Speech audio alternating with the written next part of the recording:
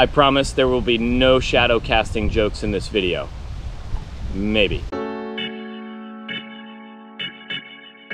Hey, I'm Ben. I'm a huge fly fisherman.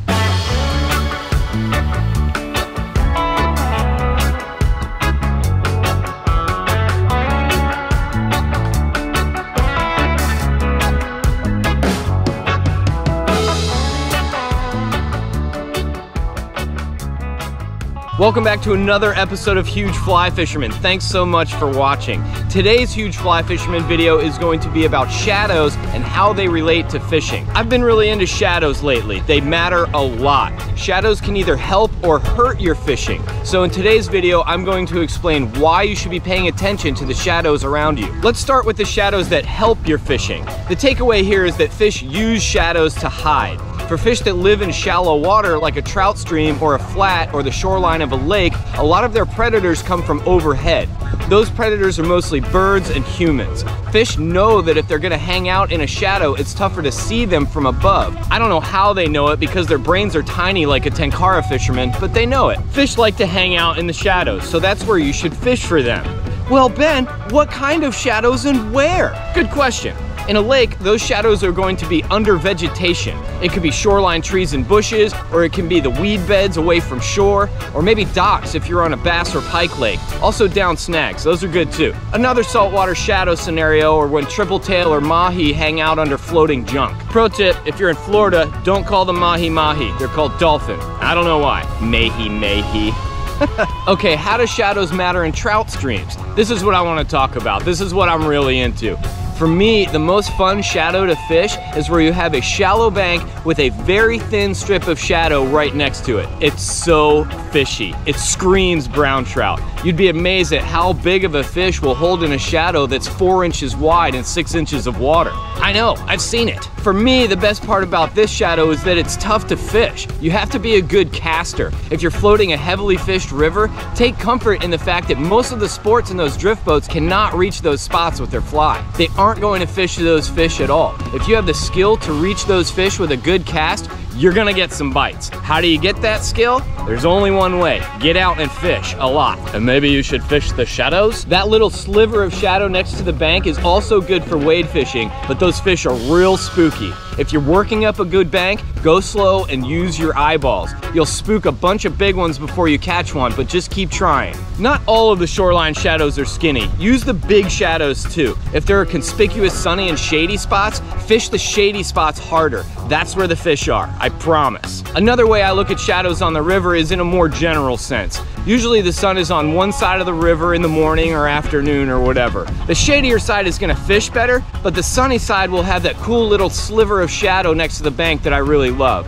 You can make the call on what side you want to fish. Another way shadows can help you is with spotting fish. If you're sight fishing, sometimes the first thing you'll see is the fish's shadow rather than the fish itself. So pay attention to that. It's usually fishy shaped. So that's pretty much my strategy about how to use shadows to catch fish, but there's also a flip side to this. Shadows can scare fish, and that's not good. Remember when I talked about the predators from overhead? That's what this is all about. The bad shadows are moving shadows, and they are mostly caused by you, the angler. Pay attention to where you're casting your shadow.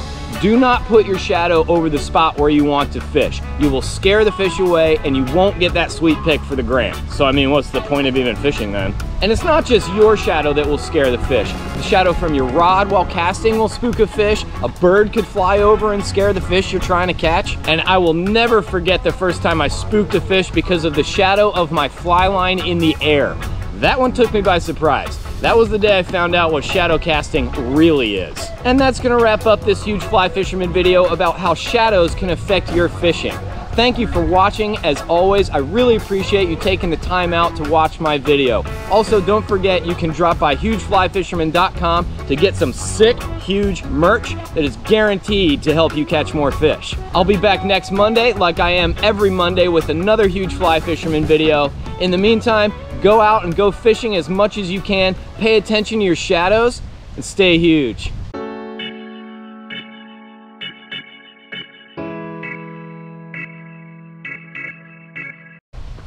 All right, let's have a beer.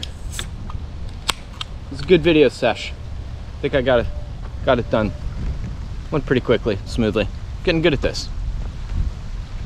So you may be able to tell I am in a tropical locale.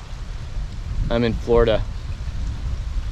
I think by the time you watch this, the Florida videos will probably already have been out.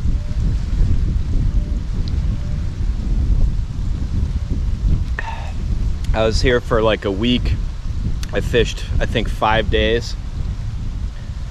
It was not a sleigh fest, but that's probably explained in the videos that you've already seen.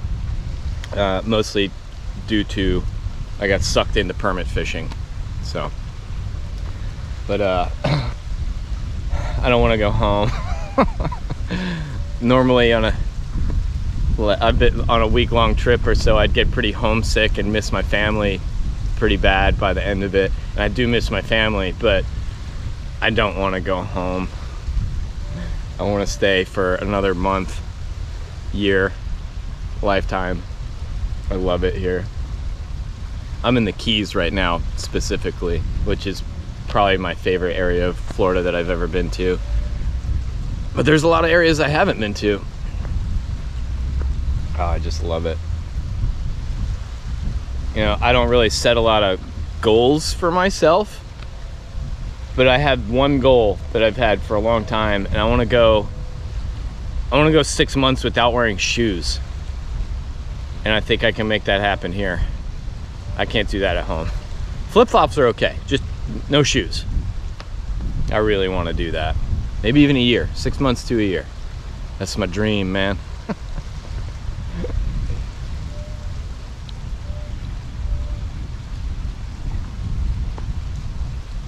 But it's been a really fun trip. Super chill. There were moments of aggro, but super chill. I'm flying out today, out of Key West. I've never flown out of Key West. I think that'll be cool. See all the islands and everything. And I finally had some decent weather down here. I've been down here, I don't know, half a dozen times or something. And I usually bring the crap weather. And we did have a little bit of iffy weather. It wasn't great every day, but we also had some very fine weather, and it was quite enjoyable. I was good about putting on my sunscreen.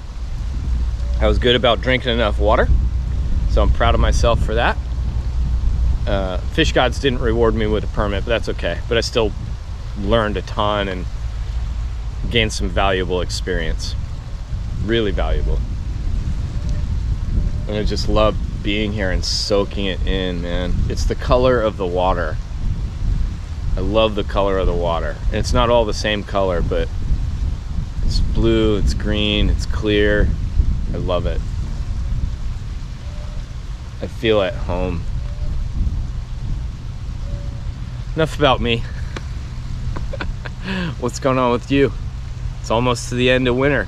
Maybe things are thawing where you are. I'm ready for things to thaw. It's been such a crappy ski season. I'm ready to just get on with it. I hope you've had a chance to get out and fish. Hopefully you even caught a fish. That's extra bonus. Picked up some trash, even better. Oh man, this breeze. Oh, and the sun. I love it.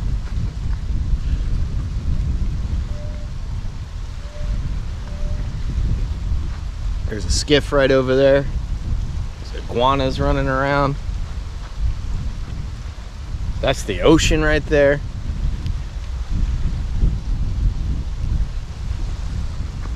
Okay, I gotta pack this up and get on a plane and go to the Rocky Mountains. Love ya. See you next time.